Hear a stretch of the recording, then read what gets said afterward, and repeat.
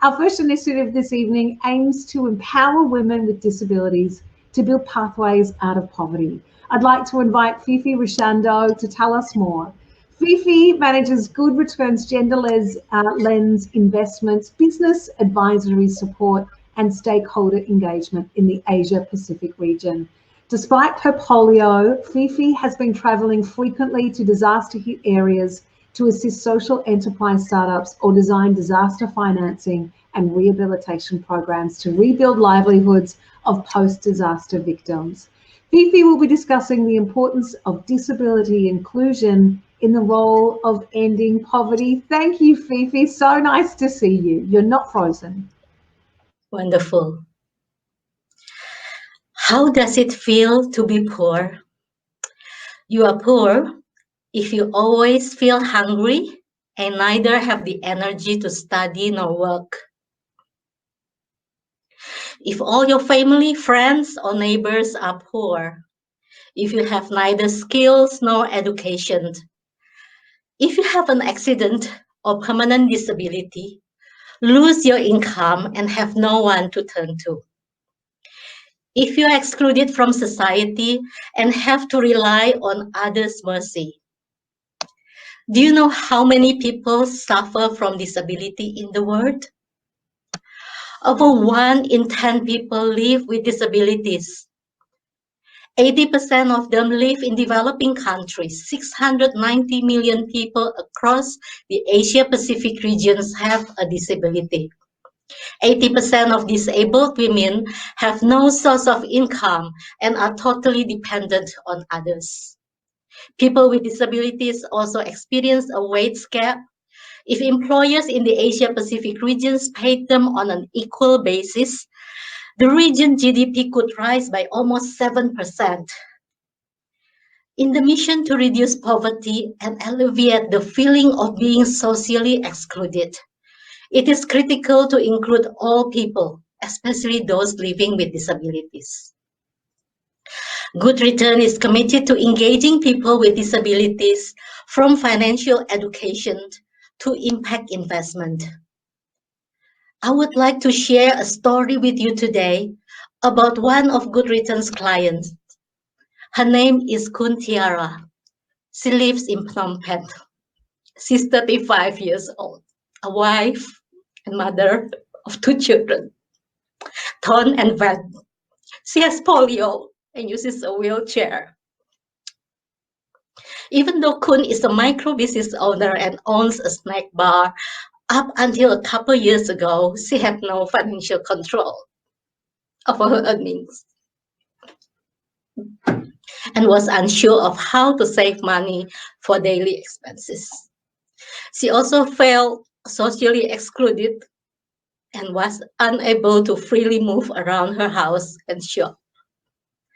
A couple years ago, Ratana, her husband, heard of Good Returns My Money Tracker applications and encouraged Kun to try it. Since joining Good Returns financial education training with other people in her communities, she has been able to use the app, track how much customers owe her, and see where her money goes and comes from. With Kun's savings, she's able to make her shop and home more accessible, and also enough savings to take her children on trips during the holidays. She dreams of building a new house and paying for her children to have higher education. You may wonder how much an app and financial education can impact someone's life like Kun. This is how. Although Kun has been wheelchair-bound for most of her life, the Money Tracker app has enabled Kun to not only improve her finances and better support her children, but has also opened up her world and made it more accessible. I have got polio and experienced exclusion since I was young.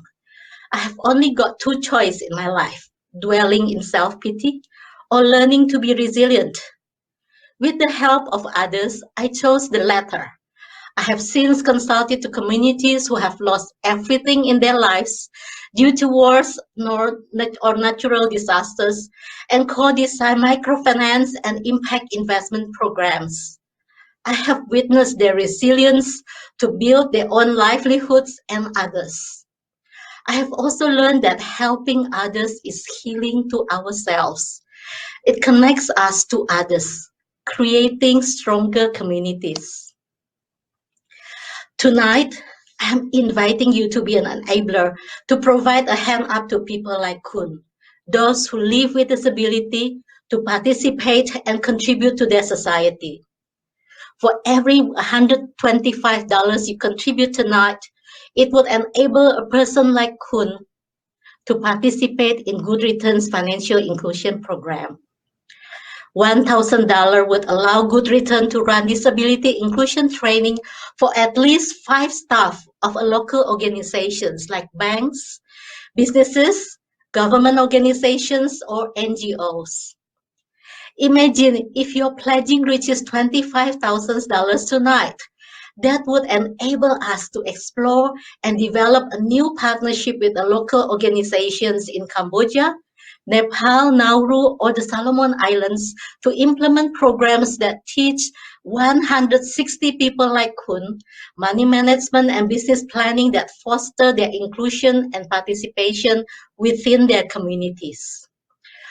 On behalf of Kun and people with disabilities, I would like to express my gratitude for listening to her story this evening and invite your generosity to transform the lives of so many like them. Thank you very much. Society. To tell us more, we have Gabby Gauchi, who manages Good Returns Financial Education Program in Asia and the Pacific. She's based in Phnom Penh and is here to tell us more. Good evening, Gabby. Imagine having no say in how your household money is spent and no safety net in case of emergency or ability to give your children the opportunities they deserve. Imagine having no control over your future at all. This is the situation Maya faced. Maya lives in Tarahara in eastern Nepal. Her and her son rely solely on her husband's income. Like 43% of adults in Nepal, she has never saved. She wants to, but by the time she's fed her family, there is nothing left. What would happen if her son needed medical care? Or if her husband was injured and couldn't work? She worried about money constantly, and she is not alone. Women make up 50% of the world's population. What percent of the world's wealth do you think they own? 1%. Last year, the Global Gender Gap Index ranked Nepal 101 out of 153 countries in terms of women's economic participation and opportunity. One of the greatest challenges faced by women is their lack of financial education. Women who are financially empowered have the skills and confidence to manage their household finances, save to build a safety net, or start a business. Research shows that women are more likely to spend money on their families than men. When women control spending, more family money is spent on education, nutrition, and housing. The economic empowerment of women lifts women, their households, and communities out of poverty. It plays a vital role in closing gender gaps and making progress towards the Sustainable Development Goals of gender equality, poverty eradication, and economic growth. But this is not the reality for so many women. So how can we unlock the incredible potential of women across the world? Financial education. Good Return empowers vulnerable women and their families to take control of their futures by building the skills, knowledge, and confidence to manage their money, make better financial decisions, and transform their lives. We build women's self-esteem around money. We teach them to understand money, how to budget, pay off debts, and save. And we know they share this knowledge with their friends and family. Financial literacy is an essential life skill. It reduces household stress, builds resilience, and provides opportunities. It empowers women to take a greater role in determining their own futures and that of their families. So what did Maya do? Maya heard there would be weekly financial education lessons in her village and signed up. She learned how to keep a weekly record of household income and expenses and saw where money was being spent unnecessarily. Slowly but surely, she started saving a few rupees each week. Do you know how much women's confidence with money increased after completing Good Returns program? 48%. Women started practicing good financial habits and making plans and showed a 61% improvement in money management. They were more likely to talk about money with their families and take a greater role in decision making. Imagine the pride Maya felt when she saw her savings grow. For the first time in her life, she had savings and she could decide how to spend them. What do you think Maya did with those savings? She used her newfound knowledge and confidence to grow them. She got her friend Sanju involved and started a business selling incense sticks. Maya now earns the equivalent of $85 each week to help her family thrive. She is finally experiencing financial independence, and she's not keeping quiet about it. Maya has taught her son to save and takes pride in empowering other women in her community. I'm inviting you to be part of the fight for gender equality, to empower women like Maya to transform their lives and those of their families. Every $125 raised tonight will fund a woman like Maya to receive financial education. That means $1,000 will help to lift 8 households out of poverty. $25,000 could transform the lives of 960 people. Imagine how many women and communities we can empower with your support. For you this evening. This one supports economic and leadership aspirations of Indigenous women in remote Australian communities. Natasha Short is the founder of Kimberley Yagas, or Kimberley Birds. I wonder if I said that correctly. Natasha, you can correct me. Over 25 years experience working in Indigenous development and community work. Please welcome Natasha to tell us more. Good evening, friends. Thanks for an opportunity tonight to share with you, and thanks to Good Return. Hopefully you can see some words. It's actually jigas. Jigas is a Jaru word for birds. The words on the screen that you can see at the moment. Garing Murpa. These words come from the Walmajeri language. And Walmajeri is one of many language groups across the Kimberley region, which is where I live and work and where I'm from. What do they mean? These words mean to be insignificant, to be downtrodden, to be the bottom people. Who are the bottom people? Aboriginal women. Aboriginal women are the bottom people. So Indigenous Australians make up 3% of Australia's population. And we have a history of oppression. But it's true to say that Aboriginal women have been further oppressed even within our own culture. So we want to share tonight about raising women's voices because that's important to us. What does it feel like to be voiceless when you're not represented, when you're misrepresented? It feels like you're not important, that you're insignificant. It produces self-doubt, low confidence, and a really lack of purpose about what your reason is for being on earth.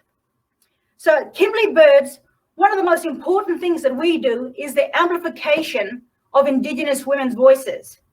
Over the last 12 months, we've made multiple applications to funding bodies to try and amplify Indigenous women's voices through podcasts, but all of them were declined. That alone tells you something about people not really thinking it's important to hear from Aboriginal women speak. So we've had to fund this ourselves. And just recently, we launched the Kimberley Jigas Sheroes series. And Maya Angelou was an American civil rights activist. And she said, of course, we have our heroes in our communities, but we also have our sheroes. So let's not forget our sheroes. And one of the women that I had the privilege of interviewing was Kankwa Nagara. You can see her on the screen at the moment. And Kankua Nagara, commonly also known to us as Auntie Olive, is a Wamageri woman. She lives at Wonkajonka community. She is 74 years of age. She's an incredible voice and a very, very important and inspirational woman in our community. She's a multi-talented, multi-gifted woman of great stature and importance to us.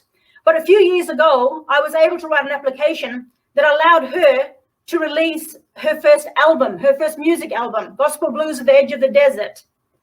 And that she's since released 2 more albums since then, but her music has been heard by people within the music industry. And last year, she was able to be invited by Hugh Jackman to do a world tour where she was able to sing her songs, share her stories, and share her culture with people around the world, tens of thousands of people at every concert around the world. Of course, as Aboriginal women, what a story of having a voice amplified. How proud we were as Aboriginal people to have a spokesperson of Auntie Olive's caliber on stage sharing the story of Indigenous Australia. Too often, we don't have our voices amplified. We don't have our stories shared unedited and uninterrupted. We don't speak for ourselves. So tonight, we want to propose to you that we've got an exciting initiative whereby we can amplify Indigenous women's voices further. We would like to pitch for 12 Aboriginal women to have their stories shared. It's $25,000 that we're pitching for, to be able to create a training manual, a training video, plus templates that will allow Aboriginal women to craft their story, to start preparing and recording the stories of their life's journey and their experiences as First Nations women. They would then be further invited to do a podcast with me, and that podcast would then be transcribed, and we would produce a beautiful coffee table book that not only has their stories from their verbal and their written, but beautiful pictures. We want to honor and promote our Aboriginal women who are amongst some of the most marginalized people within our Australian community. We want these opportunities of sharing, and storytelling is really at the very, very heart of Aboriginal culture. So what a way to use podcasts to share our story with not only Australia, but with the world. That the opportunity of podcasts gives us an opportunity to share like never before, to reach audience that we've never had opportunity to reach before, and to speak again for ourselves. So we invite you tonight, for every extra $2,000 that we can raise tonight, we'd like to share the story of an additional woman. We also work very much in economic development. The picture that you see there is a recent camp that I organized, and it's about economic development, which starts with raising the voice and raising the confidence of Aboriginal women. So if the story resonates with you, we'd love to invite you. Please learn more about our work on the Kimberley Birds website, but also our Kimberley Birds Facebook page. Thank you so much. And again, thank you so much. Your passion is infectious, and again, a lot of love on our chat for you tonight. Thank you so much, firstly, for the work, but for sharing it with us this evening.